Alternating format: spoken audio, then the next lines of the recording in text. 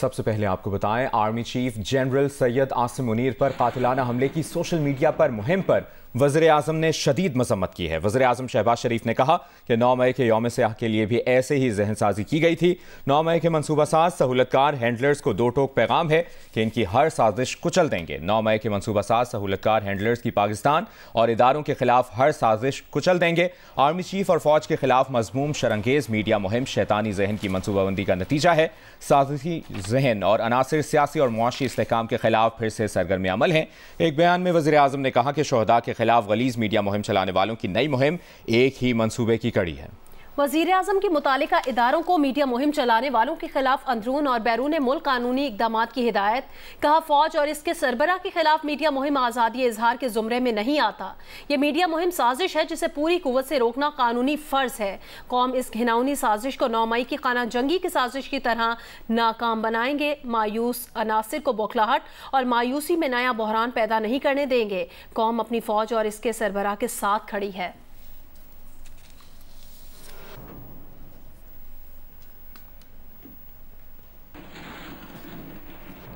आगे बढ़े दीगर अहम खबरों में आपको बताएं, जेहलम में जीटी रोड पर 3 मंजिला होटल के किचन में सिलेंडर धमाके के बाद पूरी इमारत मलबे का ढेर बन गई।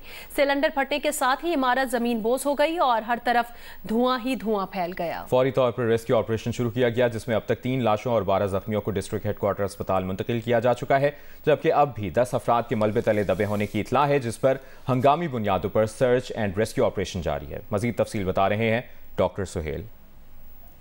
जीटी रोड राठियाँ के करीब एक होटल 3 मंजिला होटल में के किचन में सिलेंडर का धमाका हुआ, जिसकी वजह से पूरी बिल्डिंग जो है वो ज़मीन बोस हो गई है और 30 से 25 अफराद जो है बताए जा रहे हैं उस वक्त मौजूद थे होटल में, जिनमें से 10 से 12 अफराद को रेस्क्यू 1122 की टीमों ने रेस्क्यू कर लिया, जिनमें से 2 अफराद की डेड बॉडीज़ जो हैं वो DHQ अस्पताल मुंतकिल कर दी गई हैं। अभी भी जो है वो मलबे के नीचे से रेस्क्यू टीम का ये कहना है कि तकरीबन 10 से 12 अफराद जो हैं वो मलबे नीचे दबे हुए हैं, उनको रेस्क्यू करने की कोशिश की जा रही है। 3 से 4 अफराद की हालत जो है तफसीशनाक बताई जा रही है, उनको पिंडी के मुख्तलिफ अस्पतालों में जो है वो रेफ़र किया जा रहा है। इस वक्त DHQ अस्पताल में जो है इमरजेंसी नाफिज कर दी गई है।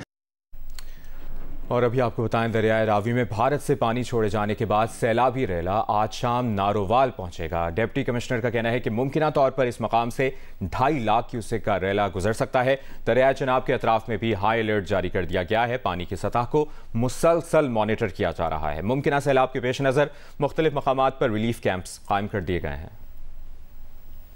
भारत ने दरियाए रावी में पानी छोड़ दिया है। पाकिस्तान में दरिया रावी के दाखिली मकाम जलाला में बहाव 60,000 क्यूसिक रिकॉर्ड किया गया है। जसड़ के मकाम पे बहाव 7,000 क्यूसिक है। डिप्टी कमिश्नर के मुताबिक दरिया रावी में भारत से आने वाला सैलाबी रेला आज शाम जसड़ पहुंचेगा। जसड़ के मकाम पे 2.5 लाख क्यूसिक का रेला गुजर सकता है। जलाला, नैनाकोट और भीकू चक के मकामात पे फ्लड मॉनिटरिंग की जा रही है। 9 मकामात पर फ्लड रिलीफ कैंप कायम कर दिए गए हैं। दरिया चनाब, हाफजाबाद पे मुमकिना सैलाब के खतरे के बायस जिला इंतजामिया ने हाई अलर्ट जारी कर दिया है और जिले भर में 6 फ्लड रिलीफ सेंटर्स कायम किए गए हैं। रेस्क्यू एंड रिलीफ ऑपरेशन के लिए 12 बोटिंग पॉइंट्स भी मौजूद हैं। कादराबाद बैराज के मकाम पे दरिया चनाब में पानी की आमद को मुसलसल मॉनिटरिंग किया जा रहा है। दरिया रावी कमालिया में पानी की सतह में इजाफा हो रहा है। 3 मकामात पर फ्लड रिलीफ कैंप्स कायम कर दिए गए हैं। गुजरात में दरिया चनाब के करीब बन के कटाव से 2 गाँव कोट गुलाम और कोट नक्का में पानी आ गया है, जिससे ज़राई अराजी मुतासिर हुई है। इलाके में 2 रिलीफ कैंप कायम है। सिंध, पंजाब और गिलगित बल्तिस्तान के मुख्तलिफ इलाकों में वक्फे से बारिश का सिलसिला जारी है। थरपारकर में आसमानी बिजली गिरने से मियाँ बीवी जान से गए। बारिश के बायस दरियाए रावी और मोवन नदी नालों में पानी के बहाव में इजाफा हो गया है, जबकि बलोचिस्तान में जारी बारिश का सिलसिला थम गया। सिंध के इलाके थरपारकर में गुज़श्ता रात से गरज चमक के साथ बारिश का सिलसिला जारी है, जिसके बायस बिजली गिरने से घर में मौजूद मियाँ बीवी जान से गए। गज़र में मुसलसल बारिश के बायस आमदोरफ्त में मुश्किलात का सामना है। खुबानी की तैयार महल को भी नुकसान हुआ। पंजाब के मुख्तलिफ शहरों में जारी बारिश से नशेबी इलाकों में पानी जमा हो गया। नारोवाल में बारिश के बायस दरियाए रावी और मुआवन नदी नालों में पानी के बहाव में इजाफा हो गया। मुमकिन सैलाब के खदशे के पेश नज़र जिला इंतजामिया ने रिलीफ कैंप्स कायम कर दिए हैं।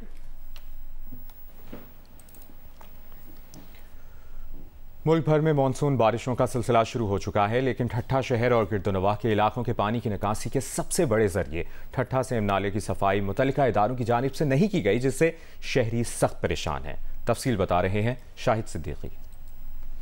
जी, मैं इस वक्त ठट्ठा सेम नाले पर मौजूद हूँ। ठट्ठा शहर के तमाम जो है निकासी आब और ज़रूरी ज़मीनों की फसलों के पानी की निकासी का ये सबसे बड़ा जो है ज़रिया है। आप ये देख सकते हैं कि ये ठट्ठा सेम नाला है जो अपनी आखिरी हद तक भर चुका है। महकमा मौसमियात की जानिब से मानसून बारिशों की पेशगोई के साथ मुतल्लिका महकमों को हिदायत की गई थी कि वो तमाम जो है ज़रूरी इक़दाम कर लें, लेकिन महकमा आबपाशी की जानिब से इस सेम नाले की सफाई का कोई इंतज़ाम नहीं किया गया और ना ही यहाँ पर आपको इसकी सफाई के लिए कोई मशीनरी नज़र आएगी। ये सेम नाला जो है अपनी आखिरी सतह तक जो है भर चुका है। बारिशों के बाद जो सूरत हाल होगी उसका अंदाज़ा बखूबी लगाया जा सकता है।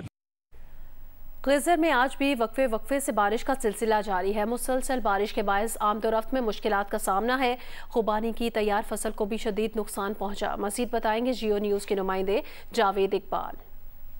जी बिल्कुल, आज 5वां दिन है। जिला गजर में वक्फे से बारिश का सिलसिला जारी है, जबकि जुलाई के महीने में भी बलाई पहाड़ों पर बर्फबारी का सिलसिला भी जारी है, जिसके बाद मौसम काफ़ी सर्द हुआ है। दूसरी जानिब जिला गजर में इस वक्त खुबानी का फल पक के तैयार हो चुका है। लोग खुबानी के फल को सुखा के बाज़ार में फ़रोख्त करके अपने लिए आमदन कमाते हैं, लेकिन इस वक्त मुसलसल बारिश के बाद सुखाए हुए तकरीबन जो जिला गजर में खुबानी के जो फल है वो ख़राब हो चुका है, जिससे लोगों को काफ़ी बड़ी मिकदार में नुकसान हो रहा है। इसी तरह जिला गजर में आज 5वां दिन है बर्फबारी, पहाड़ों पर बर्फबारी, जबकि मैदानी इलाकों में वक्फे से बारिश का सिलसिला जारी है, जिसके बाइस मुतादिद जो ज़मीनी राब्ते हैं वहाँ पे पत्थर और मिट्टी के तोदे गिरने से लोगों के आमद और रफ्त में भी काफ़ी मुश्किलात का सामना है। जी, और कराची में महकमा मौसमियात ने आज गरज चमक के साथ बारिश का इम्कान जाहिर किया है, जबकि गुज़श्ता रात भी शहर के मुख्तलिफ इलाकों में तेज़ और हल्की बारिश हुई है। अहवाल बता रही हैं किरण खान। जी बिल्कुल, महकमा मौसमियात के मुताबिक आज भी कराची में गरज चमक और बारिश के इम्कानात जो है मौजूद हैं, जबकि गुज़िश्ता रोज़ जो रात में 8 बजे से लेके 11 बजे के दरमियान बारिश हुई है उसमें सबसे ज़्यादा बारिश DHA फ़ेज़ 2 में 23 मिलीमीटर रिकॉर्ड की गई। और आज भी महकमा मौसमियात का कहना है कि जो मतला है कराची का वो कभी जुज़वी अबर आलूद तो कभी मुकम्मल अबर आलूद रह सकता है। इस वक्त तो कराची में काफ़ी ज़्यादा गर्मी है, जबकि जो कम से कम दर्जा हरारत है शहर का वो 26 डिग्री सेंटीग्रेड रिकॉर्ड किया गया और ज़्यादा से ज़्यादा दर्जा हरारत 34 से 36 डिग्री सेंटीग्रेड तक रिकॉर्ड होने के इम्कानात हैं, क्योंकि हवा में नमी का तनासुब बहुत ज़्यादा है, जिसकी वजह से जो गर्मी का एहसास है, जो उसकी शिद्दत का एहसास है वो ज़्यादा हो रहा है। तहम महकमा मौसमियात के मुताबिक आज कराची के मुख्तलिफ मकामात पर गरज चमक और बारिश के इम्कानात मौजूद हैं। जी, खबर दें, शदीद बारिश से मुतासिरा कोहलू सिब्बी शाहरा चौथे रोज भी बंद है। लिविस जराए का कहना है कोहलू सिब्बी शाहरा पर मुतादिद मुसाफिर गाड़ियां फंसी हुई हैं। भारी मशीनरी ना होने के बायस रेस्क्यू ऑपरेशन में दुश्वारी का सामना करना पड़ रहा है।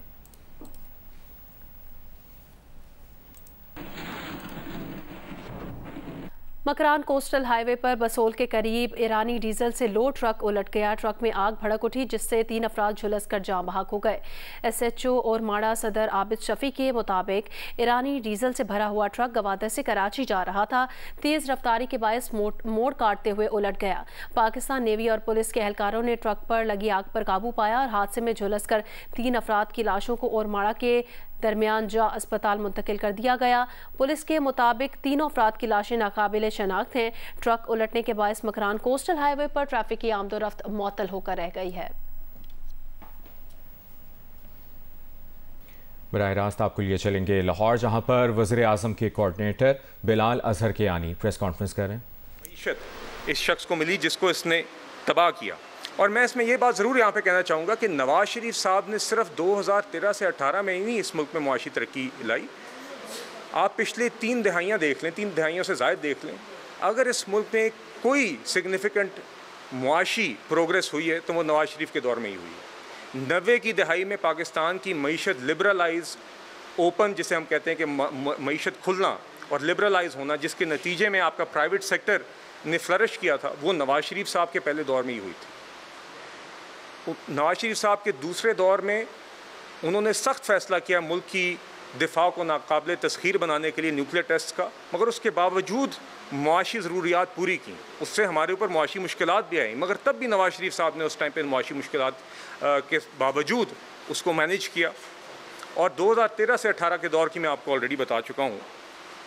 और आज भी मैं समझता हूँ, और हम सब समझते हैं, हमारी पूरी जमात समझती है कि इस मुल्क को जिस नहज पे फिर से पहुंचा दिया गया, और मैं समझता हूं कि जिस तरह का नुकसान 2018 के बाद 2018 से 22 के दरमियान हमारी मईशत और हमारे मुल्क के साथ किया गया है, उसकी शायद पहले कोई नज़ीर नहीं, उसकी कोई पहले मिसाल नहीं।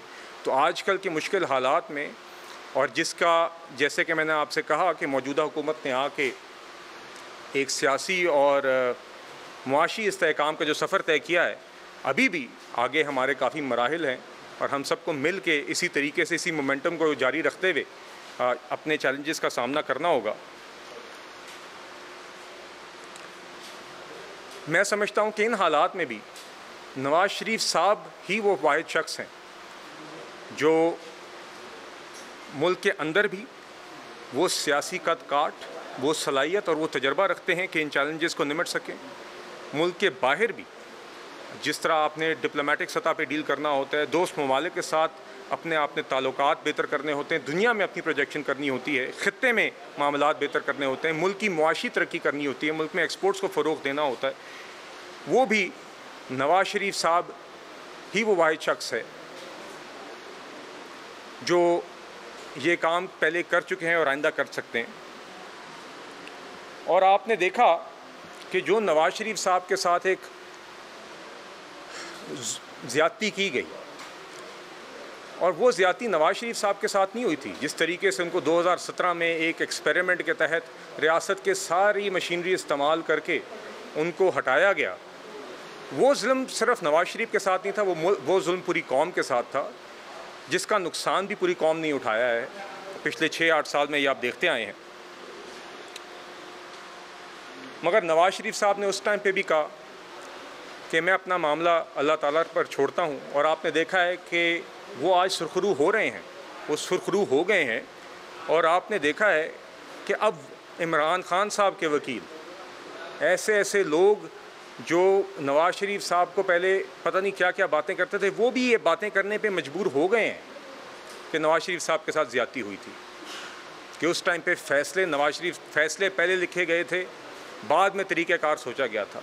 उस टाइम पे सिर्फ सिंगल पॉइंट एजेंडा था कि किस तरह नवाज़ शरीफ साहब को हटाया जाए और किस तरह इस शख्स को मुसल्लत किया जाए जिसने कौम का नुकसान किया 2018 से 2022 के दरमियान। और देखिए, और फिर ये ज़रूर देखिए कि वो शख्स जो मुसल्लत किया गया, उसने वो जो उसको मईशत मिली थी 6.1% वाली, कम महंगाई वाली, बिजली के कारखाने लगने के बाद वाली, सस्टेनेबल ग्रोथ पाथ पे आने वाली, IMF का प्रोग्राम मुकम्मल करके जो मईशत उसको मिली थी, उसके साथ उसने 4 साल में किया क्या है? उस शख्स ने 4 साल में 2 करोड़ से ज़ायद लोग गुर्बत की लकीर के नीचे धकेले, 60 लाख से ज़ायद लोग बेरोज़गार किए, पाकिस्तान की तारीख़ के सबसे बड़े खसारे पाकिस्तान के लिए छोड़े, पाकिस्तान की तारीख़ के सबसे बड़े कर्ज़े 4 साल दौर में अपने लिए, तकरीबन 25,000 अरब रुपए के कर्ज़े थे पाकिस्तान के। जब इस शख्स को 2018 में हुकूमत मिली, तकरीबन 50,000 अरब के करीब 97% इजाफ़ा करके वो कर्ज़ों में छोड़ कर गया। और इसके अलावा मुस्तकिल वज़ीर आज़म के कोऑर्डिनेटर बिलाल अज़रकियानी प्रेस कॉन्फ्रेंस कर रहे हैं। सीनियर रिपोर्टर रोजनामा जंग सैयद मोहम्मद अस्करी को गुज़श्ता रात पुलिस ने रोका, जबकि सादा लिबास नामालूम एहलकार अपने साथ ले गए। तमाम तर तफसीलात जानते हैं, साकिब सगीर ने हमें ज्वाइन किया है। साकिब, क्या मामला ये? जी, सैयद मोहम्मद अस्करी जो सीनियर सहाफ़ी हैं और रोजनामा जंग से वाबस्ता हैं, गुज़िश्ता शब वो कईयों बाद चुरंगी के करीब ही एक शादी की तकरीब में अपने दोस्त के हमरा शिरकत के लिए गए थे। तकरीब से वापसी पर एक्सप्रेस वे पर जैसे ही वो पहुंचे तो 2 गाड़ियों पर सवार मुसल्लह अफराद, इनमें से कुछ ने पुलिस की वर्दी भी पहन रखी थी, इनकी गाड़ी को रोका, इन्हें रदोकोब करते हुए गाड़ी से उतारा और अगवा करके अपने हमरा ले गए। इनके साथ जो उनके दोस्त मौजूद थे, उन्होंने बताया कि मुसल्लह अफराद ने सैयद मोहम्मद अस्करी का मोबाइल फ़ोन और उनके दोस्त का मोबाइल फ़ोन भी लिया और वहाँ से चले गए। इस हवाले से पुलिस हुकाम से रब्ता किया गया है, जबकि आईजी सिंध गुलाम नबी मेमन से भी रब्ता हुआ है। उनका कहना है कि वो मामले को देख रहे हैं। दूसरी जानिब उनके अगवा के जो वाक़या है, इसकी दरख्वास्त भी इनकी अहलिया की जानिब से थाना बलोच कॉलोनी में अभी थोड़ी देर के बाद जमा करवाई जा रही है। जबकि Karachi press club, Karachi union of journalist और मुख्तलिफ सहाफ़ी तंजीमों ने सैयद मोहम्मद अस्करी के अगवा की शदीद अल्फाज में मजम्मत की है और मुतालबा किया है पुलिस से कि वो फौरन उनको बाजियाब करे, वरना फिर आइंदा के लाएमल का ऐलान किया जाए। जी, सीनियर रिपोर्टर रोजनामा जंग सैयद मोहम्मद अस्करी को पुलिस और सादा लिबास एहलकारों ने हिरासत में ले लिया। साकिब सगीर अपडेट कर रहे थे, बहुत शुक्रिया आपका।